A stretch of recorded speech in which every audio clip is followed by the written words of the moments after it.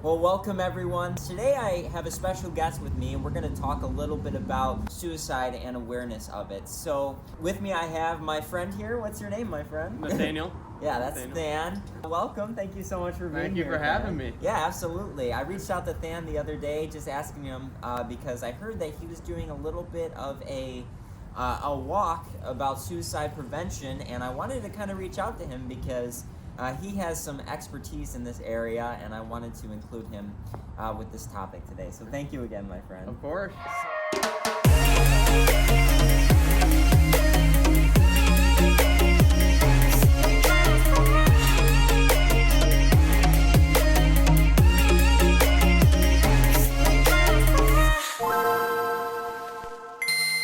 So let's talk a little bit about the pandemic that's happened recently. How fun! We never hear enough of that, right? It's so much fun. Best topic to talk about every week. Yes. But what I don't want to get into all the politics of it. I want to talk about some of our ups and downs in this recent pandemic, because emotionally, I feel like I've been all over the place. Oh yeah, I have too. Yeah. It's kind of been just a roller coaster. In my life, at least. What about you? It's been a roller coaster for mine too. Yeah. A bunch of ups and downs and all over the place. Yeah.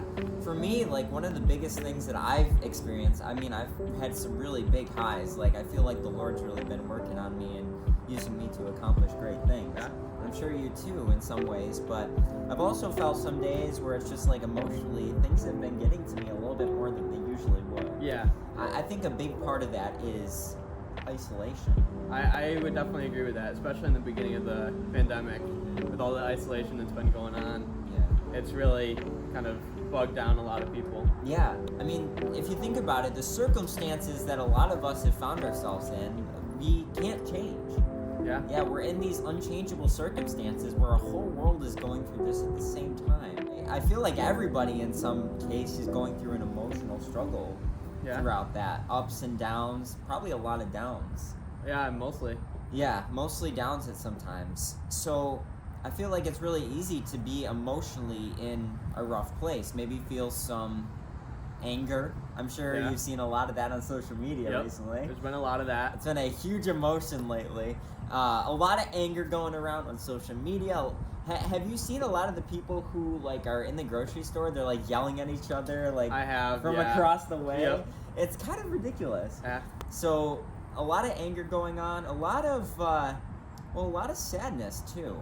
There has been a lot of sadness. There has been. So I know I gotta understand with the isolation and with a lot of things that people were looking forward to being taken away.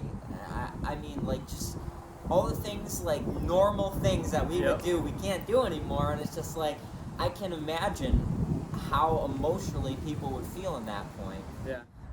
Just the stress and the fear and the worries of it. I mean, fear is a big emotion that we feel every day, I especially if you watch the news for a certain amount of time, or if you go on social media. So fear is another big one that can contribute to that, but also loneliness and the feeling of hopelessness. Yeah, it definitely contributes.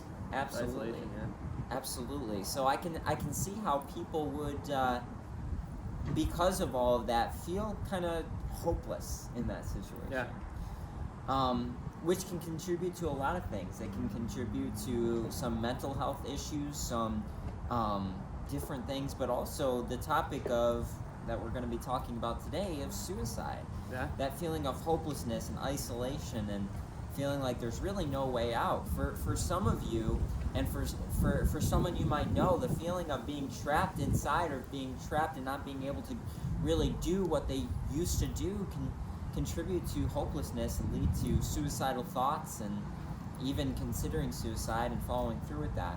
Now, my friend here, Than, he actually went through a recent situation. I'm going to kind of let him talk a little bit about it as you're comfortable, and just tell everyone kind of what you've been through recently, maybe to kind of relate to what somebody else out there might be going through right now. So take it away. So on January 24th of this year, my kind of brother, he lived with us for a year. He actually committed suicide, and that was a really rough time. It was before the pandemic, so luckily I was still able to hang out with friends and be able to have a support system. But it was really hard knowing that every time I woke up, he wasn't gonna be there, and I was actually surprised that it wasn't like the big things that I did with him. Like it wasn't like a trip that I went on with him.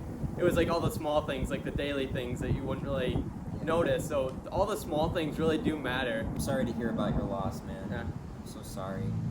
Yeah, suicide is something that's been so personal to me as well. Yeah. I've never necessarily lost anybody really close to me to suicide, but I actually can relate to feeling those things in the past. In my teen years, I felt I was having some suicidal thoughts and some emotional ups and downs because of the circumstances that I put myself in. I know some people are in circumstances that they can't get out of, and they didn't put themselves in those situations. And for instance, like the pandemic, and also maybe some family situations that they're going through.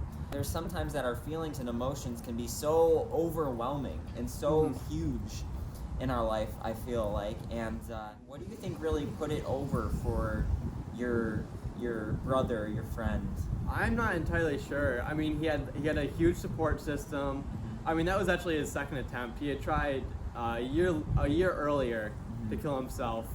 Luckily, he actually told people that time, and they managed to get him to a hospital before he overdosed. But this time, he didn't tell anyone, and he just kind of did it. And he didn't leave any notes or anything like that. But so I don't really know exactly what pushed him over the edge. But he was definitely having a rough time of things, especially that month. Yeah.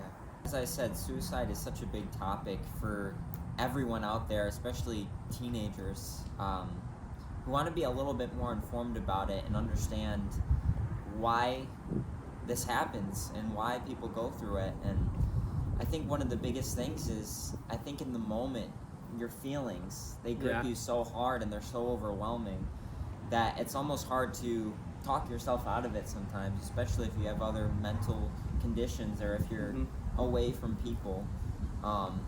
So I gotta understand that during this pandemic, I feel like the suicide rates have gone up sky high. I'm pretty sure they have. I don't know the actual numbers, but I'm pretty sure they went up. I want us to talk a little bit about not just what it is, but also the prevention of it and how we can be there for other people. I spent maybe like a year with a friend of mine who was dealing with suicidal thoughts, and I feel like every day, this wasn't necessarily healthy for me, but I think God really used me to reach her and to be there for her. Is every day I felt like she was trying to make an attempt on her life, and that for me, it was emotionally just so hard to deal with. And I'm sure some of you who are aware of somebody who's struggling or even struggling yourself may have a hard time with the emotional burden of it all. So I want to talk a little bit about how we can help and be aware of people who are struggling with that, and make sure we're doing okay emotionally when we try to help. So I know you've been through this, and it's such a hard situation to go through. I would not wish that on my worst enemy. Ever. So it's definitely one of the hardest things to go through when you hear somebody that you love or somebody that you know personally has committed suicide. But what are some of the things that we can do ourselves when we know somebody who's struggling with that? How can we first help ourselves so that we can help others? I think the first thing and the best thing you can do is go to the Lord in prayer and just kind of pray over that person, pray over yourself as you're getting ready to help them. Prepare your hearts to help them, because it can be really mentally taxing to help someone who's struggling like that. Yes, absolutely. Yeah, I know that firsthand, man. That is one of the hardest things to do. One of the biggest things that I actually this morning I was going through is I was reading in Mark chapter 1 actually, and it was talking about Jesus and how he went off to secluded places to kind of recharge and to pray, and that's been a big thing. We talked about that last week as well on our YOUnite Youth Service, and that's just been a big thing. It's just like making sure you're resting and you're getting the time in the Word, and it's so important so that you don't feel hopeless yourself and you emotionally can recharge. What about sleep? Do you think sleep is a big part of? Sleep is definitely a big part, but that can either be hard to control or you just don't want to control it, because sometimes it can be a good thing or a bad thing to have a lack of sleep. I've had personal times where I haven't slept great, but that's actually allowed me to help someone else in need, because when you're struggling with depression or suicidal thoughts, you tend to stay up later thinking about that sort of thing. Yes. And that's really where it starts to hit you the most, because you don't have your friends there to be able to help you. Yes. So if you know that someone's struggling through that and that you're awake at the same time, that could be a great time to actually just reach out and say, hey, how are you doing? I'm here for you if you ever need me. But at the same time, you also need to make sure that you keep a good sleep schedule and that you get enough sleep so that way you can function daily. And sleep is actually a huge part with your mental stability, and it actually can. It sounds kind of stupid that like sleep can cause like some mild depression, but it is true that if you have less sleep, then you'll start to become more and more depressed. Absolutely. There is an emotional side of it, Yeah. but when you are going through troubles and when your mind and your emotions are up and down all the time, those aren't consistent. And our circumstances, they do change, because look at where we're at now. I mean, a few months ago, we wouldn't be able to sit here together. No, you wouldn't, You know, and be able to have this conversation, but here we are. So circumstances do change. We experience those emotional up and downs, right? But what doesn't change is the hope that we have in the Lord. You know, that's something that never changes. And there's so many facts in the Bible and so many promises that he makes us that can't be changed no matter what circumstances. It says neither height nor depth, no death nor life can separate us from the love of Christ. Do you think that changes no matter what season we're in? No. It doesn't. It doesn't change, because the Bible promises that not even angels or demons can separate us from the love of Christ. So no matter what circumstance you're in, nothing can separate you from the love of Christ. So that's something that doesn't change no matter what season you're in. It transcends any time, any season, any circumstance that you're in. So that's what I love about the hope that we have in Christ. Now, what are some of the things that we can do for others to help them if they are struggling? I think the first thing is just saying that you're there for them. Yes. That means a lot to someone who's struggling. Like, I mean, I personally helped a few people myself, and they've said they didn't say like, oh, you bringing me chocolates saved my life. No, they were like, no, just by saying I'm there for you and continually saying that, and not just saying it, but actually being there for them, letting them like vent or rant or just kind of talking through what they're going through. And just giving them the option to, by saying, hey, do you want to talk about it?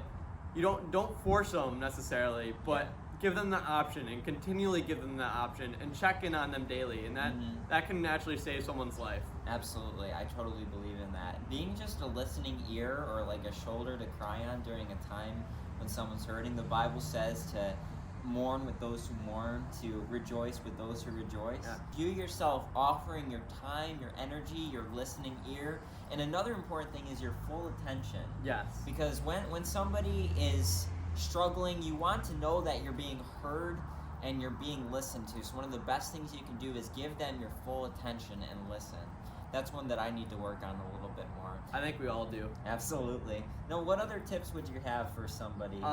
I would say just try and hang out with them, get to know them better don't just focus on all the bad things. So, like, if you had like a really fun day one day and they were having a great day, try and remind them of that, and just kind of subtly show them that it's not all darkness and that there is light, and it's kind of like the sun or the moon. Just because it's nighttime doesn't mean the sun isn't shining. It just means the sun might not be there right now, or if it's cloudy and it's not that bright, it doesn't mean the sun's gone. It's just hidden. So you kind of need to show them that it's still there. Yes. How would you say somebody comes to you and they admit that they're having these feelings or these suicidal thoughts and emotions? How would you handle that? Just yourself. There's no right or wrong answer. Me personally, I think the trust is the biggest thing for someone like that. So I don't personally go and say, hey, I'm going to go tell an adult, because personally I don't think that actually helps them. I think as a friend you can say, hey, maybe you should talk to an adult, but it's not your decision to tell them, hey, you need to talk to an adult. And I think mostly what they're looking for is someone just to talk to. Yeah. If they're telling you these things, that means they trust you enough to be able to listen to them, and not just listen, but understand. So just listen to them, understand what they're, well, not necessarily understand, because I don't think without having going through it, you can't fully understand what they're going through. So just try to understand though. Yeah, seek to understand. Yeah. Like another point, just going back to what I said, kind of giving them your full attention to kind of know where they're at, I think. Because if you know somebody is in real danger, I mean, somebody was able to, I guess it's called mental hygiene or rest in a way. When you know somebody who is struggling with that, one of your friend that passed away, somebody called and got him help that he needed in that time, right? Because they knew, because they listened, because they were paying attention. Yeah. So if you hear something, don't jump right on it, but pay attention. You should know who you're talking to. And I think if somebody who is reaching out to you, I think you'll already have a relationship or a trust that's built up for them to want to tell you. So you'll know the person, and you'll be able to kind of speak some encouragement to them. I want to remind you guys, and I remind you as well, and I'm sure you've been reminded of this as well, just the hope that we have in God in all of this. You know, as we said, no matter what changes, no matter what ups and downs we face emotionally, we have Christ in our lives. And I don't know where you stand with this, but do you believe your friend and your brother will be in heaven? You can get to talk to him again. 100%. Yeah. 100%. Yeah. He was really godly. I mean, he had times where he didn't act like a Christian, but I knew deep down, and you could see it, that he really was a Christian. Mm-hmm. Like, he didn't really judge you based on anything. He kind of just encouraged you and tried to build you up. Yeah. If he saw that you were having a bad day, he would immediately try and make you feel better. Yeah. He made everyone seem like they were his brother or sister. Yeah. Wow. And I've heard so many people that were connected to him as well, who I know personally, that I didn't even know knew him, and it was just so amazing to see all the lives that he touched. You know, reach out to somebody, even if you see them and they're happy all the time and they're helping people, because in this situation, he was just probably one of the sweetest, most listening, building up kind of guys, and he was still struggling, so you never know who might be struggling. But if you see someone start to change in their emotions a little bit, reach out to them, make sure they're okay. I think that's one of the best things that you can do, and just as Stan said, just be a listening ear, offer that to them, and you never know whose life you might change, or who you might end up touching, or even saving in a way. You know, the Lord can use you for that. So is there any other tips that you'd want to share with anybody who, just about suicide, or just general? So, I mean, for one, I know I said earlier that don't tell an adult. I think it is important to tell an adult if you actually think that they might be going to act on that. Yeah. But that comes with after listening to them. So not if they just tell you hey, I've had these thoughts, but if they're starting to if they're in a really low, because I've actually had times where I've almost called the cops on a friend because they were going to commit. Luckily, I managed to resolve the situation for that time before it got to that point, but I was ready to call the cops. And I know my brother has called the cops on one of his friends who was actually going to jump and was getting ready to do that, and they saved him in time. Wow. So it is important to do that, but don't do it immediately. Not right when they tell you to. Yeah. They're struggling with that. Just when you think it's an abs, that they're actually going to fully act on it. Mm-hmm. So I think that's important to do. And if you're struggling, I think one of the best things you can do is pray. I think it was Psalm 22 where David talks about his lows and how he doesn't trust God and how he's just mad at God. And throughout that passage, that entire chapter, you actually see the change. He actually goes through and goes through the steps. And he actually, in his prayer to God, he actually tells God what he's feeling. And then he reminds himself, hey, you helped me out in this situation before, and you helped out my ancestors in this situation before. Yes. You're not going to give up on me now. And then he reminded himself of how God stayed with him through his hard times. Mhm. And then through that, you kind of see a change in even his language Yes. of how he said, I know things are hard right now, but they're going to get better. Mhm. And it is important to remind yourself and others that you may be going through something right now, but God isn't going to abandon you just because of something you did or because of how you're feeling. God is going to be with you through no matter what, Yeah. anything. Amen. That is so true. Yeah, that is so amazing that you brought up Psalm 22, because that's such a biblical example of someone who's a Christian and someone who is, a godly person, but they still go through these highs and lows, these ups and downs in life. And I feel like there's this stigma. It's like, if you're a Christian, you're never supposed to struggle with these things. Yeah. But that's just not the case. Our lives are filled with ups and downs. It's not until we get to heaven one day that we get to experience, no more pain, no more sadness, no more death, none of that. But for now, we continue to struggle. And so it's important that no matter who it is, no matter how happy they seem, to reach out to them, because you never know, the most happy, person who's so encouraging, like your friend, like you were talking about. He was just encouraging everyone, and he was kind of the guy that would build them up. He still struggled and ended up taking his life. So it's so important to reach out to people and to be that listening ear for them, because you never know what people are going through. I mean, just the fact that you would reach out to them can change everything. Do you think that to be true? I definitely think that's true. Absolutely.